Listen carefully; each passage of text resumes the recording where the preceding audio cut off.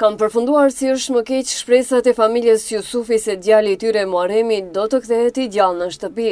Lajmi i zi për këtë familje është kumtuar sot pasi që djali i tyre Muharemi Jusufi është gjetur i vdekur. 29 vjeçari u gjet në shpatyrët e malit Çar gjëgjësisht në Kodrën e Diellit. Ai disa ditë me radhë ishte larguar nga shtëpia dhe evidentohej si i zhdukur. Trupi është gjetur në vendin e quajtur Kazanët, afër stazave të skijimit. Trupi i pajet është vërejtur nga kalimtar të rastit dhe e kanë paraqitur rastin në polici, me që rast ekipet e tyre kanë dalur në vendngjarje. Sipas të dhënave të policisë, trupi është gjetur në një vend mjaft të vështirë. Policia ka njoftuar se në trupin e tij nuk janë gjetur shenja dune, por vetëm disa dëmtime gjatë rënjes. Me urdhër të prokurorit publik, trupi i pajetit tetovarit i është dhënë familjes për varim. Tashmë i ndjeri tetovar, sipas informatave të para, ka patur probleme serioze psiqike dhe ka qenë i denoncuar si i zhdukur nga familja, qysh nga dita e njëjte. Sipas denoncimit të familjarëve, ai është larguar nga shtëpia të martën dhe me veten nuk ka patur telefon celular dhe ka qenë e pamundshme të vendoset në kontakt. Sipas informacioneve,